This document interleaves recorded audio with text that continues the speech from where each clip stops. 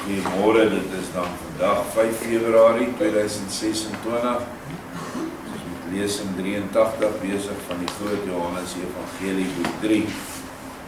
En ons het nou nog maar al die gesprekke gehoor tussen Sirenius en die bekeerde Fariseërs, en wat dan ook vir ons in die moderne tyd sê, dat daar sekerlik dominees en pastore gaan wees wat tot bekering kan kom. 2000 jaar gelede het Yeshua 'n engel in fisiese gedaante by hom gehad, wat al hierdie ongelooflike wonderwerke gedoen het, wat ons nou van gelees het. Maar ons het nie nou so 'n engel tot ons beskikking nie. Ons het ook nie vir Yeshua in persoon nie. Want as ons hom gehad het, sou dit natuurlik baie makliker gewees het om mense om te keer van hulle heidense weë.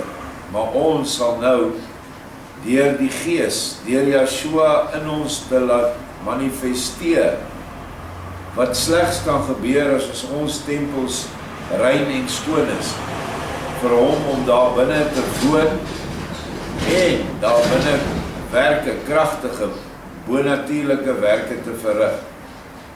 So dit hang nou van onsself af, of ons in hierdie posisie wil kom, waar Sirenius was, wat Yeshua hom gevul het met sy Gees, elke woord wat Sirenius gespreek het, het hy in hom ingekry.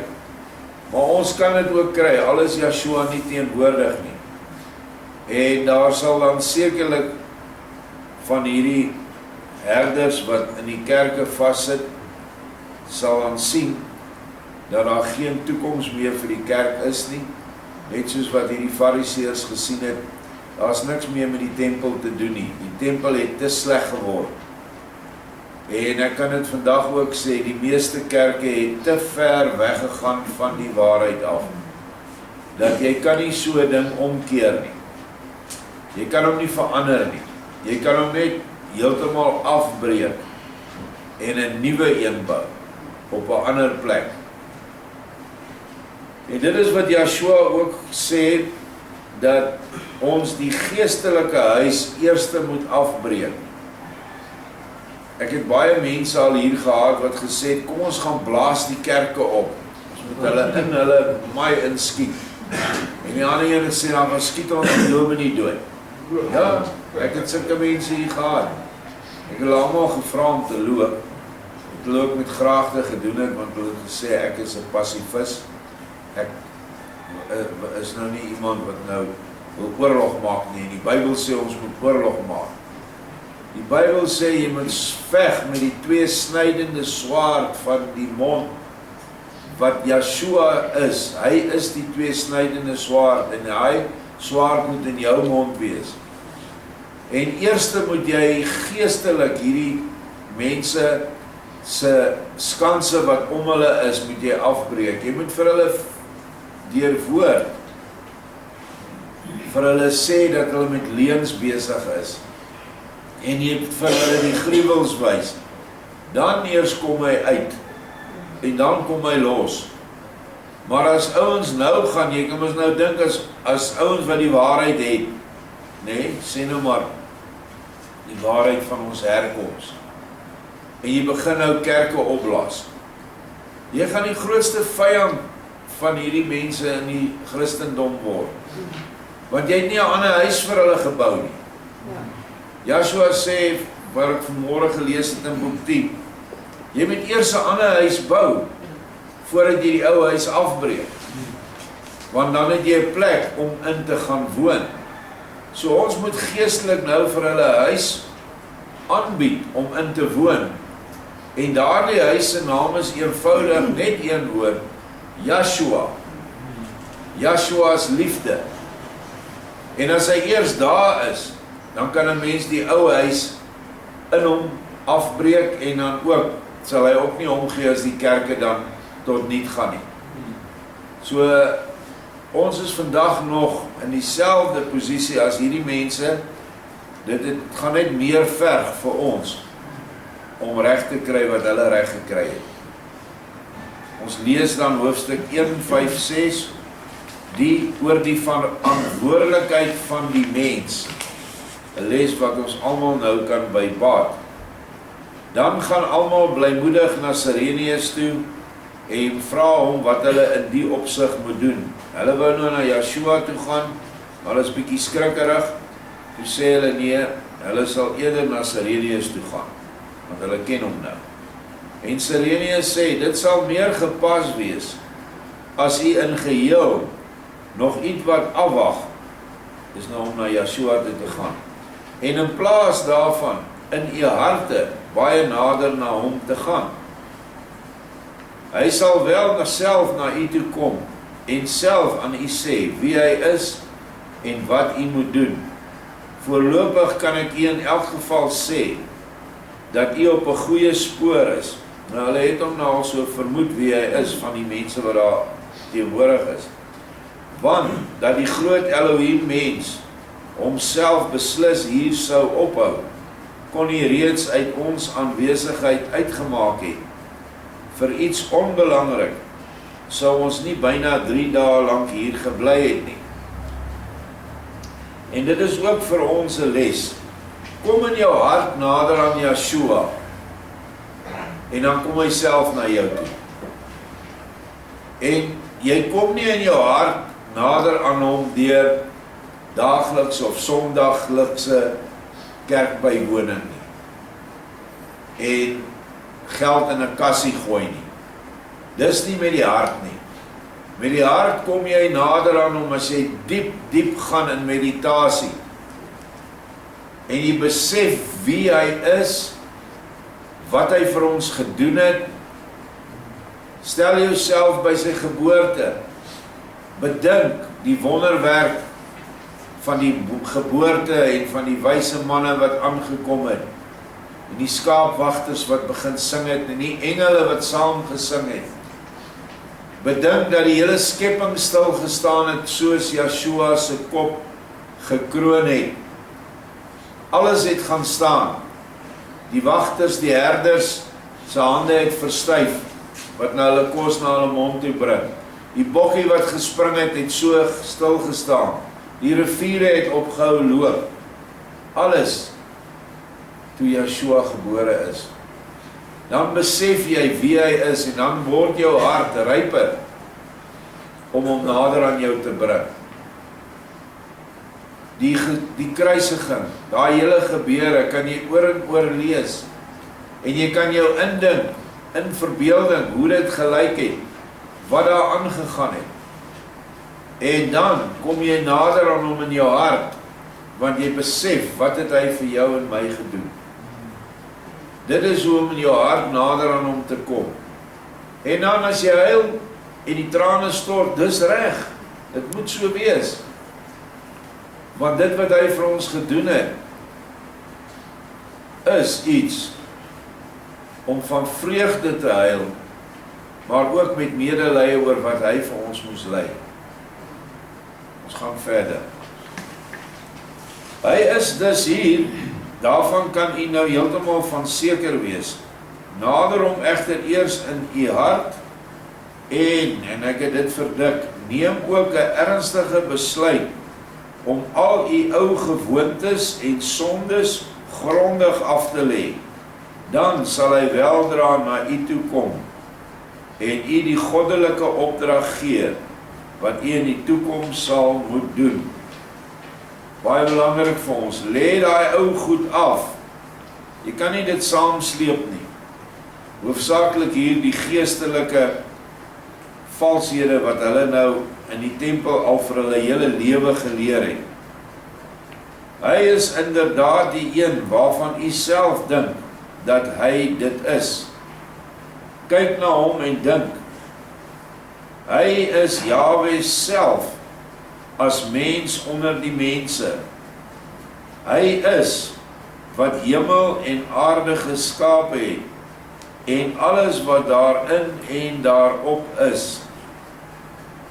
Ek sê vir u, hy is die ewige grondslag van alles wat is en alles wat lewe.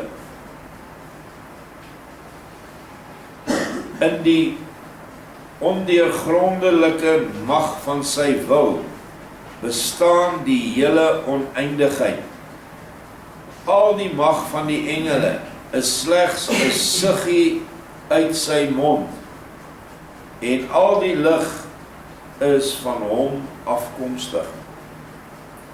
Kortom, dink hierin dat hy waaragtig die een is wat vir Moses die wette op Sinaï gegee het vir die volk Israel, maar die volk het hom vergeet en het weer in al die sonde teruggeval.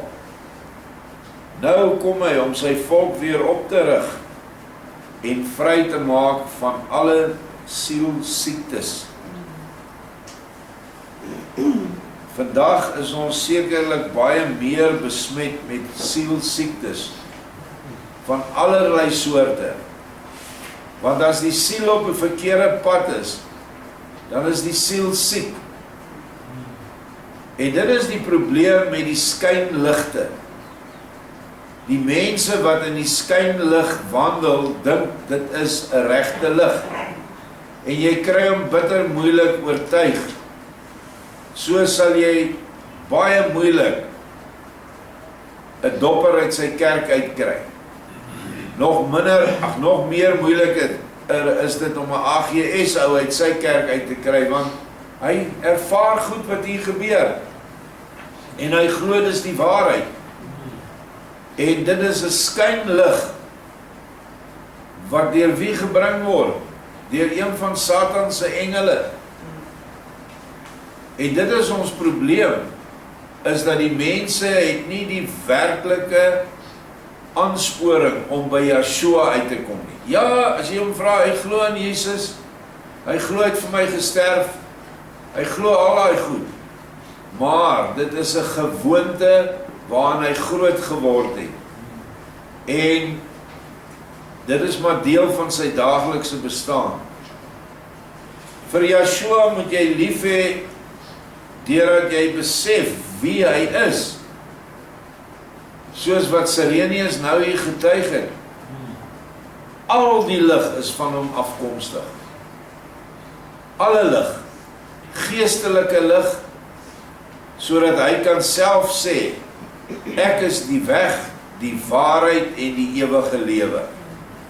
Geen kerk kan dit sê, net Yeshua kan dit sê. Geen voorganger of dominee of pastoor kan dit sê, ek is die lig of die weg en die waarheid nie. En dit is dinge wat ons baie ernstig in ons hart moet opneem, dat 'n wese wat so groot is, wat die hele oneindige heelal geskape het, hom so verneder het, om nou in 'n menseliggaam vir jou toe te laat, dat hy in jou hart kan inkom, dat hy met jou kan 'n eenheid vorm. Kan jy dink hoe sterk en kragtig en magtig is jy en ek, wanneer Yeshua in ons opstaan?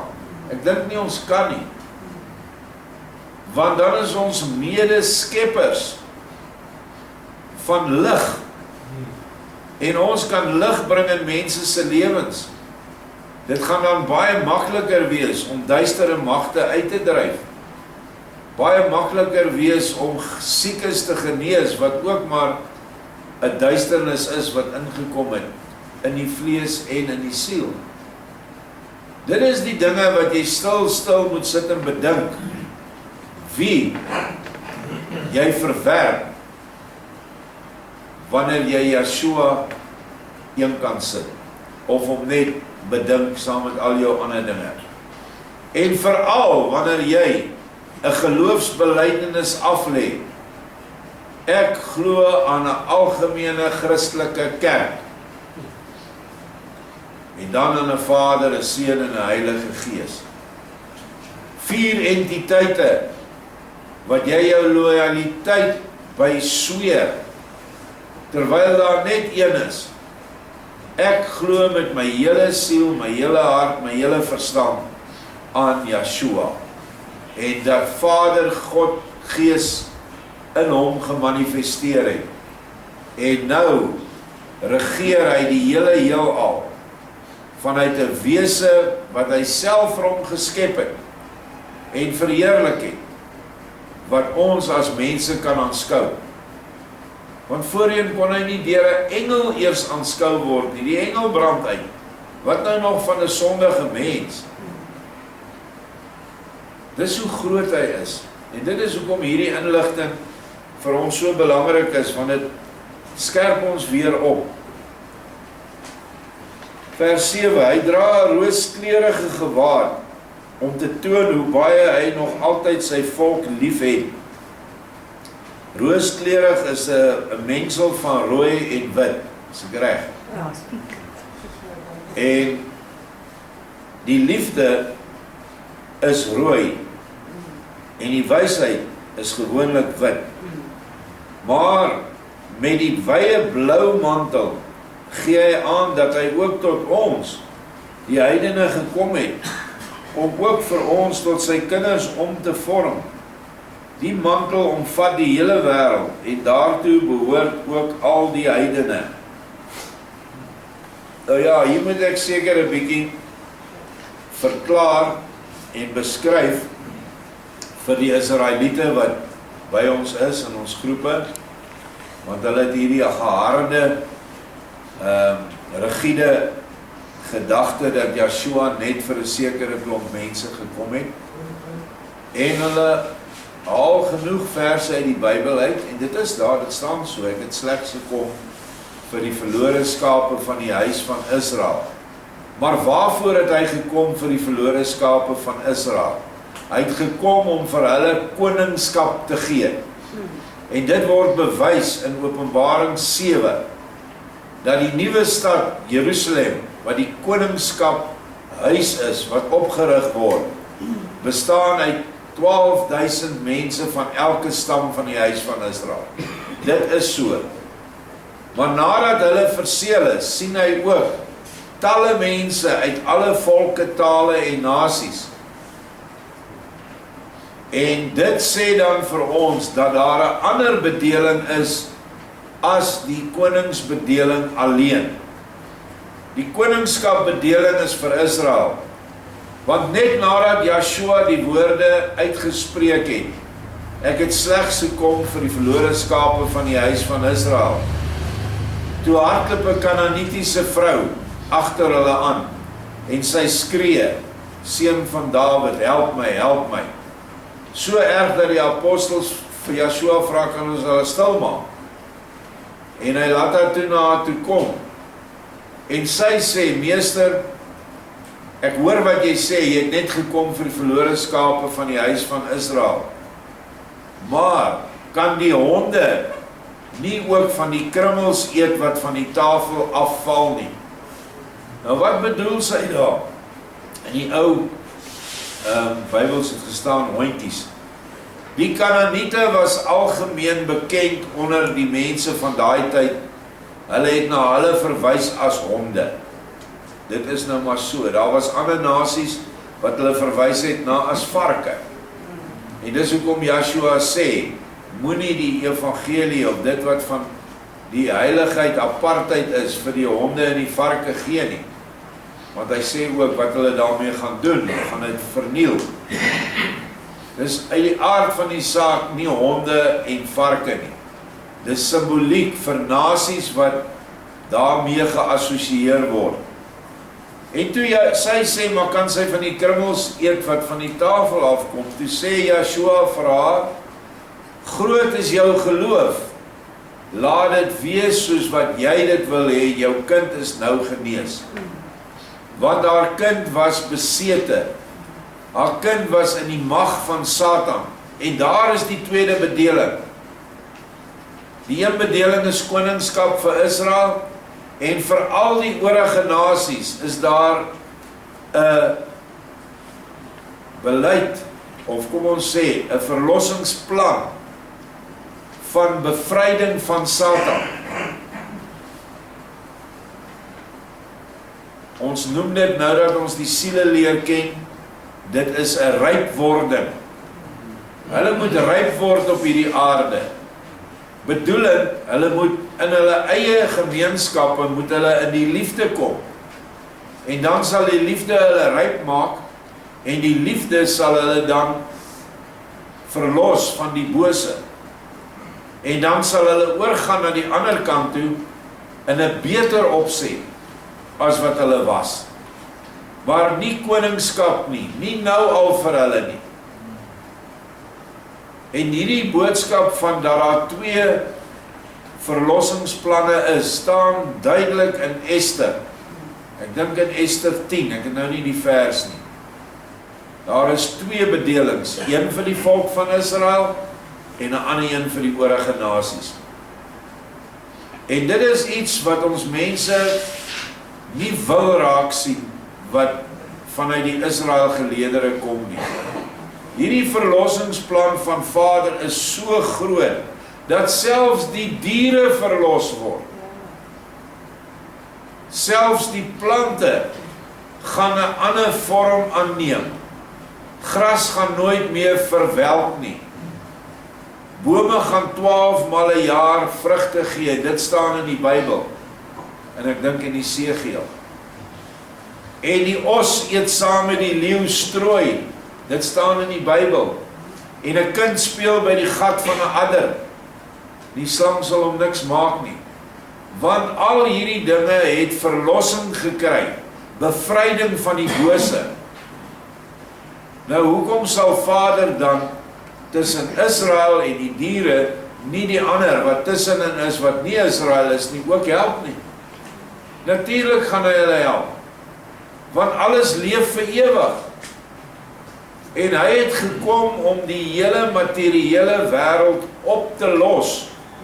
Alles wat daarin lewe wat 'n siel het, moet bevry word.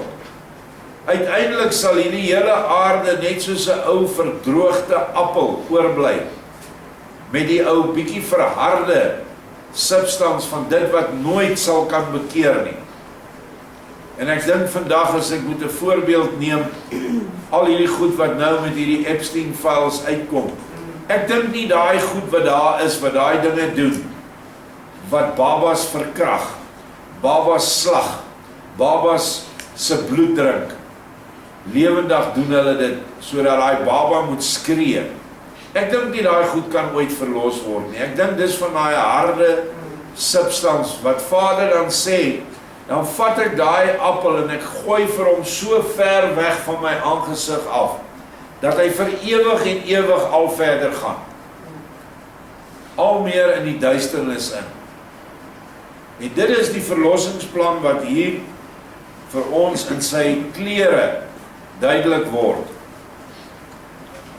Dink nou net na oor alles wat ek vir u gesê het, en dan sal dit weldra vir u duidelik word, dat ek geen onwaarheid vertel het nie. Stahar en al sy kollegas bedank Sirenius hartlik vir die onverwagse duidelikheid van sy kant af, en trek hulle eerbiedig terug. Toe hulle so op hulle gemak weer die oewer van die see bereik het, sê Stahar aan sy metgeselle, dit is tog merkwaardig, na hierdie bykans algehele duidelikheid van Sirenius oor die Messias, voel ek goed, wonderlik, enorm behaaglik, 'n sekere gevoel van versorgdheid kom daar oor my. Asof ons almal op hierdie wêreld nou nie die geringste meer ontbreek nie. Tevens oorval tog 'n baie eienaardige skroom en vrees vir Jahwe van die ewigheid my. Want ons kan nou na alles wat ons gesien en gehoor het, nie meer verberg dat hy waaragtig is nie.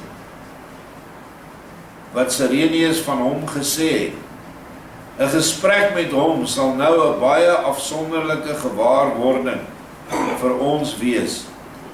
Ons anders baie vlot tonge sal ons sekerlik die diens weier. Onthou hierdie mense het tot voor hierdie dinge gebeur het met hulle, in geskok is in hierdie wonderwerke van Raphael, het hulle niks geglo nie. Hulle was wel tempelpriesters en hulle die evangelie van Moses verkondig, maar hulle het dit nie geglo nie, hulle het dit as belaglik afgemaak. En in die vorige lesings het hulle dit ook so gesê.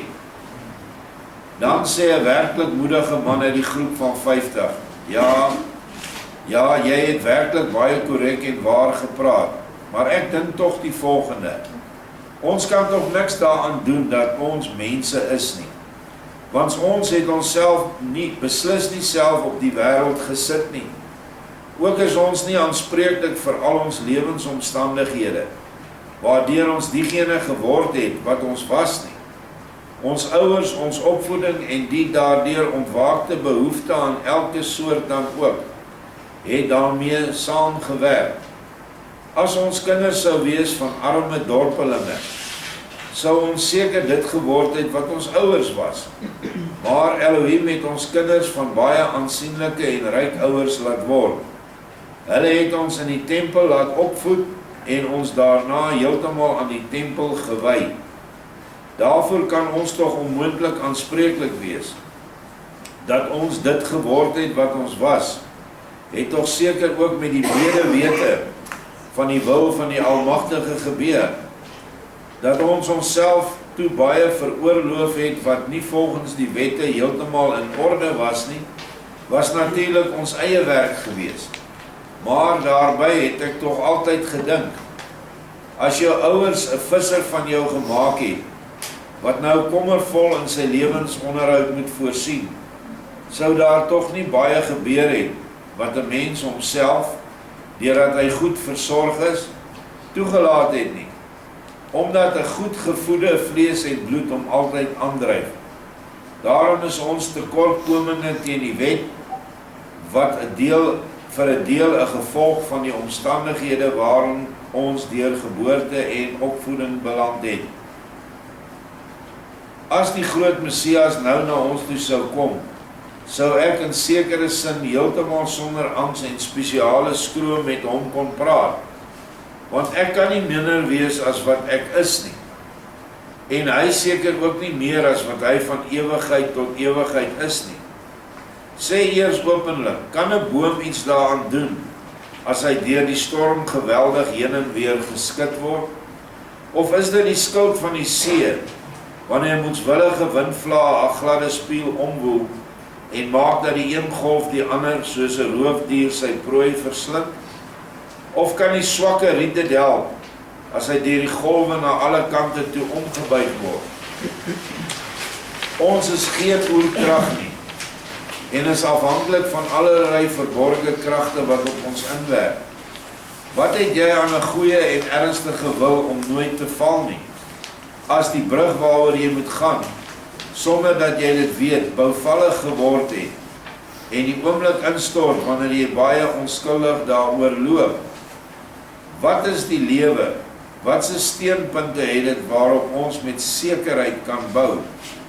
Wie ken die fondamente van die denke en die wil? Deur die dierlik blinde byslaap, wat bykans nooit iets met ernstige nadenke te maak het nie, word die lewe by diere en mense op een en dieselfde wyse gevorm. Nog die dier, nog die mens, het ook maar 'n sprankie bewussyn van dit wat maak dat deur die sinnelike dooie byslaap 'n lewende organisme gevorm word. Net die stoffelik tegniese deel is al so kunstig saamgestel, dat 'n groot geleerde baie jare sou moet studeer, om al die afsonderlike bestanddele en hulle oorspronklike verbindings ook maar oppervlakkig te leer ontdek en te ken.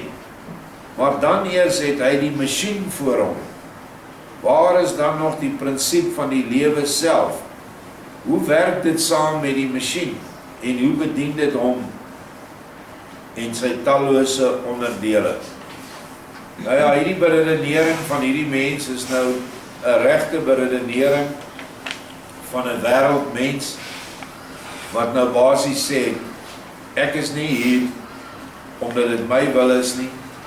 Ek is hier geplaas en dit is alles nie my skuld wat met my gebeur nie. Dis maar eintlik hy verontskuldig om hier. Maar ek wil hier inbring vir almal dat jy dit weet. Meeste van ons wat hier sit, het voordat ons 'n lewe op hierdie aarde kon begin het, deur in 'n vrou se liggaam gebore te word, in die geval jou ma, was jy by Yeshua, En het hy vir jou pad op aarde gewys en gesê, kom ons sê, miskien was daar 2 of 3 opsies. Jy kan hierdie lewe doen, maar die kans dat jy my gaan vind, gaan baie, baie minder wees. Maar hier is 'n lewe waar jy gaan bietjie sukkel, gaan swaar kry, jy gaan baie dae honger wees, of jy gaan in die tronk wees, maar dit is die versekering dat jy vir my gaan vind en eendag in die koninkryk kom. Dan besluit julle saam. Hy vra vir jou. En dan word jy in daai ouerpaar, word die siel geplaas. En die siel verkry 'n liggaam, en die liggaam word mens en moet deur die lewe gaan, soos wat ons nou deur die lewe gaan. So moenie sê, jy het niks te doen met wat jy op hierdie aarde is nie. Inteendeel, daar is 'n kontrak geteken tussen jou en die Vader, wat daar bestaan, en wanneer jy van hierdie aarde oorgaan aan die ander kant toe, sal daai kontrak vir jou weer gewys word. En dan sal jy of gelukkig wees, of baie teleurgesteld wees. Ons weet goed dat ons nou bestaan, en dat ons lewe en dink. Ook word ons van die mees verskillende gevoelens en drifte in ons gewaar. Maar hoe ontstaan dit in ons? Wie roep dit op, en waar gaan dit heen? As ons dit versadig het met dit waartoe hulle ons gedwing het. In die aard van die saak het hy geen kennis van die siel, want al die emosies ontstaan in die siel, in die hart van die mens. Kyk, dit is goed gegronde oordenkings, waardeur minstens 'n 4/5 deel van ons bestaan, volgens elke gesonde verstand, teenoor elke God homself verontskuldig. En daarom vrees ek ook geen gees en geen God nie. Iets slegs het ek nooit gedoen nie, behalwe dat ek so nou en dan sommer soos 'n mens plesier had aan 'n los meisie. En dit lê tog ook weer in my aard. Waarom moet die liggaam van 'n mooi jong meisie my dan so geweldig bekoor? Het ek self so oorheersende begeerte in my wese gelê? So hy wil nou vir hierdie begeertes en luste van hom, wil hy nou homself verontskuldig. En eintlik sê Vader het dit in hom gesit toe hy hom geskaap het. Daarvan weet ek niks nie. Wie maak dan dat my gevoel vir liefde so moeilik te bevredig is? Wie het in my die honger en die dors geskape? Waarom moet ek dan eet en drink? Kyk, dit word alles in ons veroorsaak deur hoë kragte wat ons nie kan bedwing nie.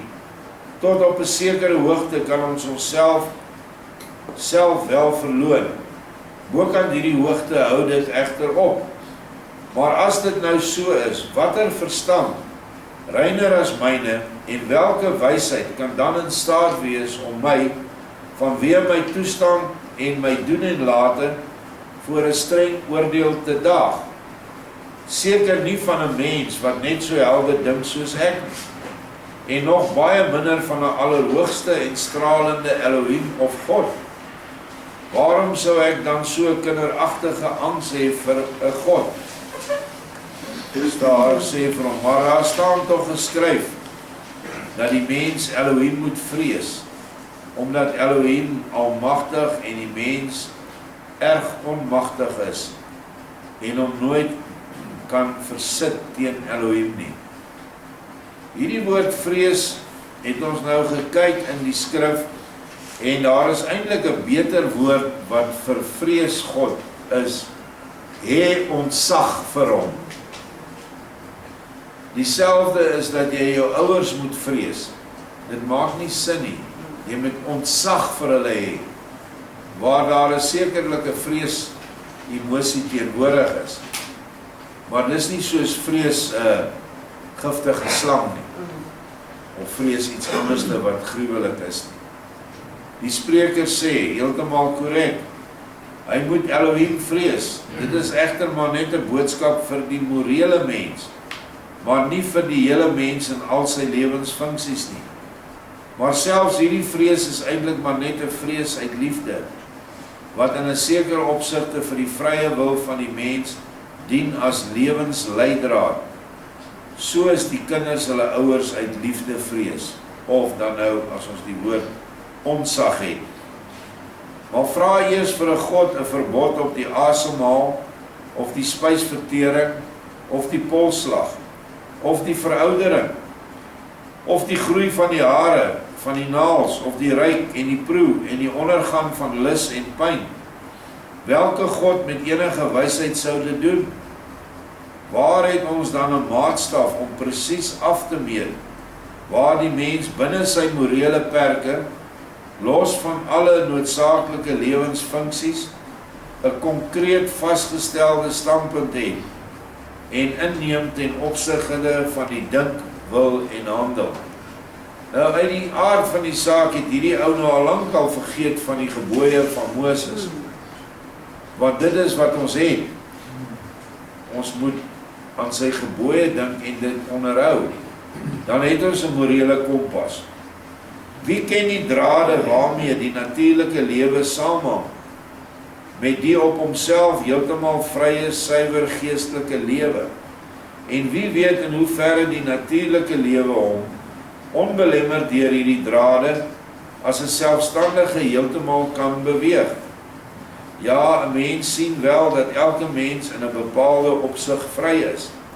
Hy kan gaan waarheen hy wil, hy kan staan of sit, hy kan na wense met sy oë na alle kante toe kyk, maar daaraan is daar tog vooraf 'n noodsaak, uitgaande van die begrensde natuurlike lewe. Dit is daarom egter die vraag, waar die eintlik vrye morele standpunt van die mens tussen die noodsaaklike natuurlike lewe en die vrye geestelike aard van die mens geplaas is. Solank dit nie duidelik omskryf is nie, kan van sonde of deugde nie gepraat word nie. Nou ja, ons sal volgende episode verder lees, wat die antwoord is op hierdie ou se absolute natuurlike beredenering van die mens. Want die mens bestaan nie net uit die liggaam uit, soos wat hy dit nou hier stel nie. Die drange van die liggaam, soos wat hy nou hier sê, van 'n mooi meisie, of van eet en drink. Dit ontstaan alles in die siel. En die siel moet onder die gesag staan van die gees in jou. Want jy bestaan uit liggaam, siel en gees. En die gees is Vader self, wat sy morele riglyne vir ons gegee het in die Bybel. Dis alles daar. En meer nog, Yeshua se lering wat hy gebring het, maak dit nog duideliker, wat hulle nou nog nie het. So, die redenasie van die man is absoluut gebaseer op die vlees. Want hulle het so vervleeslik in die tempel, en hy kan niks anders te sê, as wat hy nou is nie, en wat hy geword het nie. Dit is duidelik nie God se skuld, as jy sleg is op aarde nie. Dis jou eie skuld.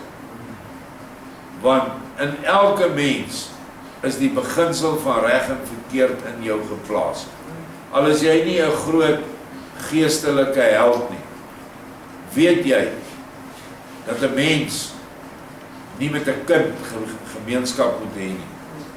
Jy weet dat 'n mens nie 'n baba moet gaan doodmaak en sy bloed drink nie. Ek noem nou maar voorbeelde van wat nou uitkom. Want eintlik, dit ruk 'n mens se siel van al die gruwels wat op hierdie aarde plaasvind, sonder dat ons dit sien. Maar tog sien Yeshua elkeen van hulle. Hy weet van elke een wat so verskriklik gemartel is. Maar daai mense kan nie kom sê, maar ons het nooit 'n morele kompas gekry en ons glo in elk geval nie aan die Moseswette nie. Jy weet wat reg en verkeerd is. En daarom moet ons daarby bly, binne sy orde, want dit is die orde, en die orde se naam is liefde. Wat jy aan iemand anders doen, moet jy ook bereid wees dat hy dit aan jou doen. En dan sal jy baie gou agterkom wat is liefde en wat is nie liefde nie. Baie dankie, ons gaan.